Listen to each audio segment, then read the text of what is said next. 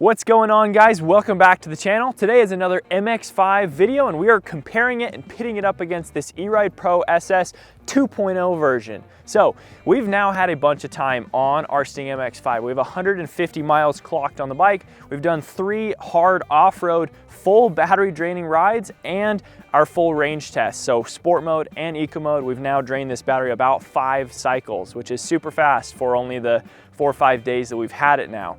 So far, we're super impressed. But the E-Ride Pro has been around for a little bit longer and we have a lot more time on this bike. This is our second E-Ride Pro. We have 2 of them, a 1.0 and a 2.0. This bike here has about 500 miles on it and is mostly stock. So what we're gonna do for this video is we're gonna compare them in a bunch of categories. We have 12 categories and we're gonna rank each bike, talk about it and help you guys understand the differences between the two. We're gonna go over power, price, performance, all kinds of things that are gonna be super helpful to you guys. Before we announce our first category, if you guys haven't seen our previous videos on the MX5, we did a range test and an initial review. Both are great videos if you are interested in an MX5. And also hit that subscribe button. And our first category is going to be battery size. This is a huge one. This is one of the biggest things that people look for in an E-moto. And this is easy because both these bikes have the same capacity battery. They have a 72 volt 40 amp hour in the Pro SS, 72 volt 40 amp hour in the MX5. So that one's easy. We're gonna give a tie. When a category has a tie, both bikes are gonna get a point. Our next category is going to be weight. So we weighed both these bikes on a hanging scale. We'll stick it up here on screen. We're gonna do an E-Ride Pro SS first. 145.2 pounds. All right, here's the MX5, 170 pounds. So as you guys saw, our E-Ride Pro SS 2.0 was 145 pounds and our Talaria Sting MX5 was 170 pounds. That is a 25-pound difference between the bikes. So for this case, we're going to give the point to the E-Ride Pro because it is lighter, but let's talk about it because lighter isn't always better. So in our opinion, riding these bikes, they do feel pretty different in a lot of ways. And one of the ways is because of the weight. And this bike is gonna feel a little bit more nimble, a little bit more flickable, and it's going to feel better to a smaller, lighter rider. So if you're a teenager and you're not huge or you're not 220 pounds, you might be a little bit more comfortable on an E-Ride Pro. But if you're a bigger, heavier rider, even such as myself, I'm about 185, 190 pounds and 6'3". This bike feels a little flimsy to me. I like it and it's super fun to ride and I'm not like dissing the bike, but I think that the heavier, more robust feeling MX5 does it for me. And I feel like I can push the bike a little bit harder and don't feel like I've got as much flex in the wheels or in the frame. So we're gonna give the point to the E-Ride Pro, but it really does depend on what you like in a bike, how you want it to feel, and maybe the size of rider that you are. Okay, this is a great segue into our next category because that is gonna be build quality and fit and finish. So this point is gonna go to the Talaria Sting, and that is because Talaria, in our opinions, we've built a ton of bikes, we've assembled all the different brands. Talaria, time after time, just comes out with really nice fit and finish and builds. And I think that that is adamant when you actually assemble the bike, put it together and ride it. And as you continue to ride it, I'll be honest, like less bolts come loose on a Talaria. Like they have more Loctite being added to bolts from the factory and stuff just stays more well put together in our opinions. So we're gonna give this point to the Talaria, and that kind of adds with the heavier weight, the more robust feeling, the more supportive when you ride it. In my opinion, all those things, it's kind of that quality feeling that something doesn't feel as cheap or flimsy. And I'm not saying the E-Ride has really bad quality, but it is a newer company and a newer product, and it hasn't had as many generations for them to figure everything out to be as good as this Talaria Sting is.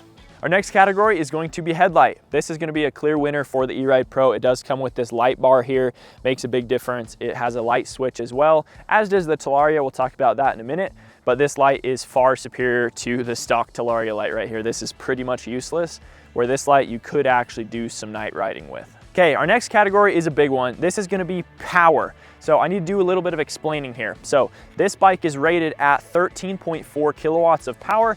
This bike is rated at 12 kilowatts of power. We're gonna flash up a drag race here from our first video where we drag race these several different times. 1, go!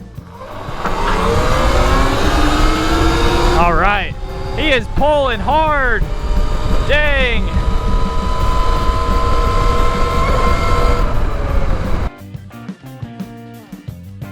Same bike, same people. Here we go. 1, go.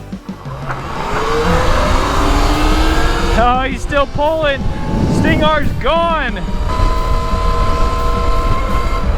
After watching that drag race, you guys will notice that there's a very similar gap between all three bikes, the Talaria Sting R, the E-Ride Pro, and the MX5.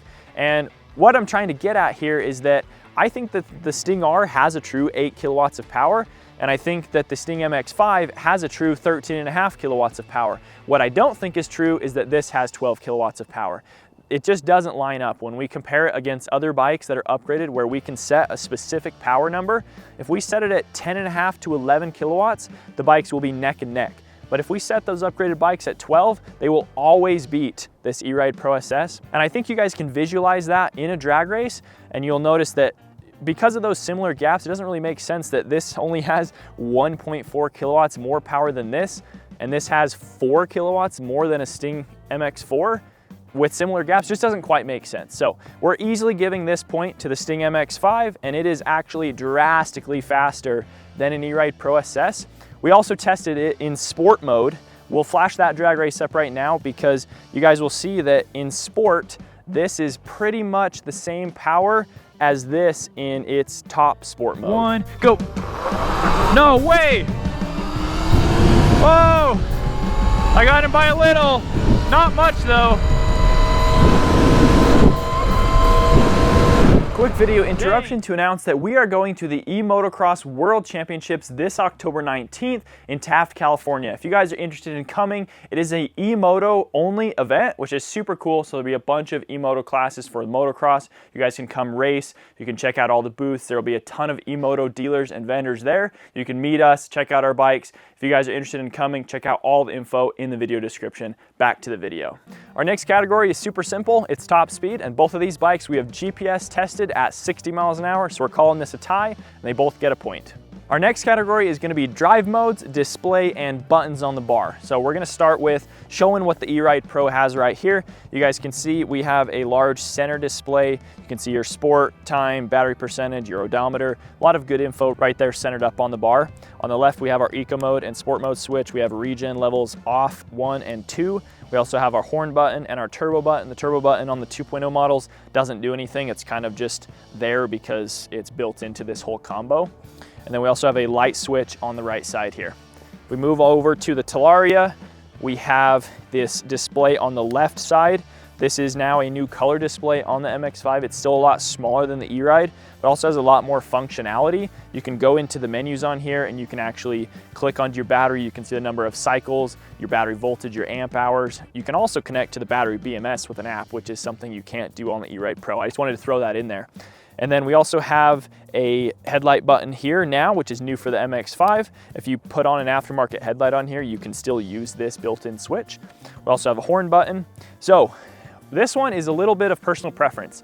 I'm going to give the point to the Talaria easily because in my opinion, I really like this display. I like that it's color and it has 3 drive modes. That's what I haven't talked about yet. So we have Eco, Sport, and Hyper now. And I really like the differentiation between those 3 modes. The power in each is at a really good level that I actually have been using it on my rides. Typically on these stock bikes, I pretty much will just put it in Sport and only use that while I ride. But in this one, I'm actually using Eco and Sport and Hyper in different scenarios when I'm out on a ride. So because of the 3 modes and the added functionality that the display has, I would pick the Talaria setup. But if you're someone that just really likes a center display, then the E-Ride's gonna be for you because it is a little bit bigger and easier to read. Our next category is going to be suspension. This is another one we got to talk about just a little bit. We'll start with the E-Ride here. They use RST suspension here on the front. This is a fork I haven't seen on any other stock E-Moto. This is kind of specific to an E-Ride Pro. It does have a little bit of adjustment here on compression and preload. We're not a fan of this fork. This is, like I said, our second E-Ride Pro, and this is our 3rd set of forks because they just blow out. This bike doesn't have a ton of miles on it, about 500, and it hasn't really been beat that hard compared to a lot of our other bikes. And the fork is totally blown out. It clicks, it's got tons of play, it sags far into the travel even without a rider on it. So spoiler alert, the E-Ride Pro is not going to win the suspension category. We also didn't love the feel of this rear shock. It came really, really stiff, and it did break in the more we rode it, but it still doesn't feel amazing in our opinions. So because of that reliability, it's not our favorite setup. Now the Talaria Sting MX5 has an all new fork that we haven't been able to test for 1,000 miles and know if it's going to hold up. But right now I can tell you what, it does feel significantly better than that fork did, even when that one was brand new. So this fork does feel better. It does have more adjustment, has preload, rebound, compression on the top. And then if we move on to the rear shock, this is the same rear shock that came on the Talaria Sting MX4, which is a really tried and tested rear shock.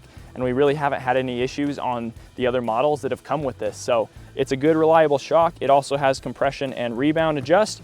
They also added a new variable rate spring that goes from 550 pounds to 850 pounds. So I think this shock does work better for a wider range of rider weights and the type of riding that you are gonna do. So we're gonna give this point to the Talaria, and we're excited to continue to ride this fork, and we'll give another update on this bike after 1,000 miles. So stay tuned for that video coming in the future. Okay, our next category is brakes, and this is a big one and one we're very excited about. Let's start with the E-Ride Pro. We're gonna give this bike some credit because it has the best brakes of any stock E-moto that we had tested up until this point. They've done well for us. We have them on 2 different bikes.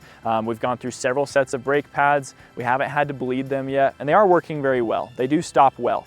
But the difference is that this Talaria Sting MX5 comes with these full-on moto brakes that feel amazing. They have so much power. They have great lever modulation. You can 2-finger brake, you can 1-finger brake. They have a full DOT-rated reservoir with dot fluid and a massive caliper. I'm gonna flash a picture up on screen that shows the difference between that caliper and this caliper.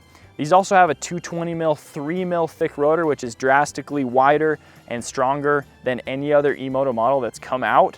So these brakes are absolutely fantastic, and to help you guys understand, if I was gonna put a price on these 2 brakes, if these were like $200 in my mind, these would be worth 1,000. They are so good. I can't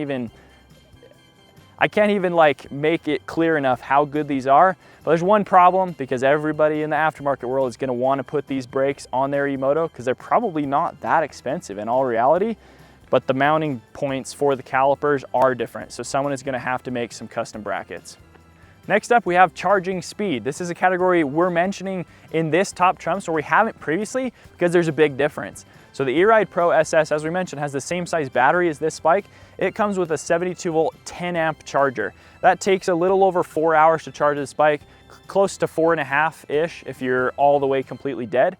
And then on this bike, it comes with a 72 volt, 15 amp charger. So it's technically 50% faster charging. And this bike will be fully charged from all the way dead in less than 3 hours, which is insane. That is far faster than any other stock bike we've seen. And it still has a big battery. It's not charging fast because the battery is small. To make matters worse, when we did our range test yesterday and we drained both of these bikes completely, we drove them home with the truck, we came back, it had been about an hour since they had died, we plugged them both in, and this bike was done charging before this bike would even start charging. For some reason, all the E-Ride Pros that we've tried don't like to start charging until the battery cools off enough when you're in those lower percentages. So I tried to get this bike to charge 5 or 6 times over the course of the 3 hours that it took this bike to charge.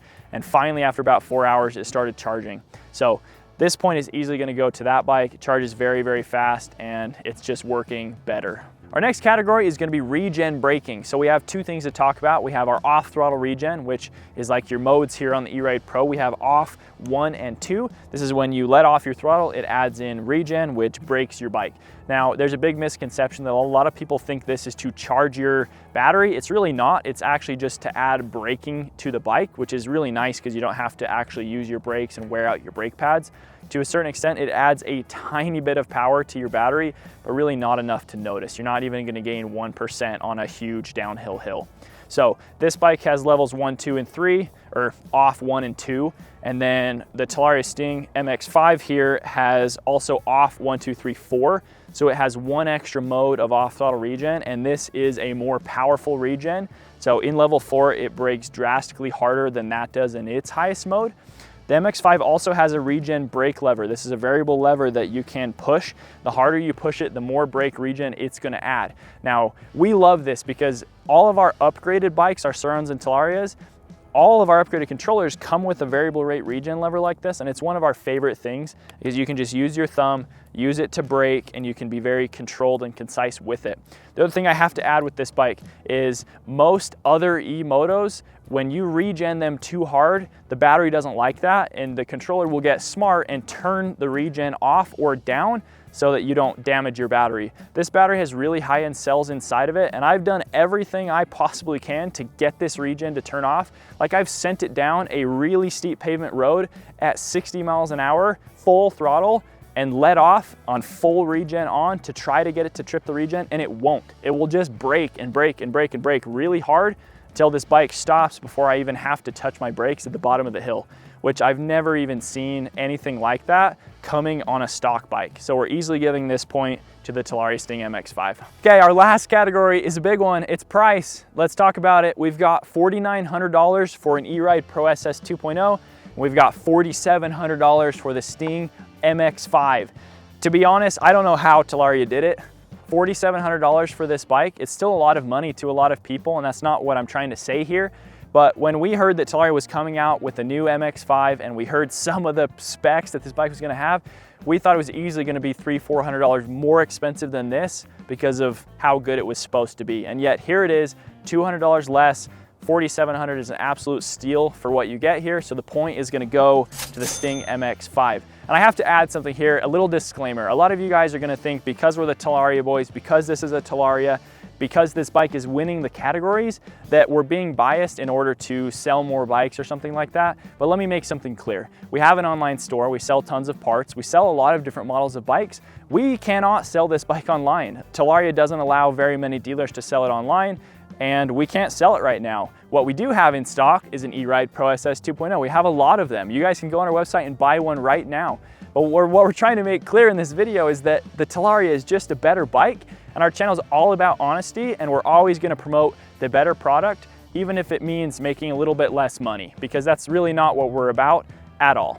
So we're super excited that Talaria won. It is fantastic they came out with this MX5. It is really kicking butt for $4,700, and you guys can see that score up in the corner, how big of a difference it really is between these two bikes. All right, guys, that is just about gonna wrap up the video. We appreciate you watching, and we hope it was helpful. Our goal for this channel is to help more people get into this sport of E-motos because it's so much fun. If you guys are interested in a bike or any upgrades, as I mentioned, we do have an online parts store. Check it out, link in the video description. It really helps us continue to make these videos because, contrary to popular belief, YouTube does not pay very much money. So we're out here making these videos because we enjoy it, and we enjoy helping you guys as a community. We also have more videos coming on the MX5, so stay tuned for those. If you enjoyed this, please hit that subscribe button, and we'll catch you next video. See ya.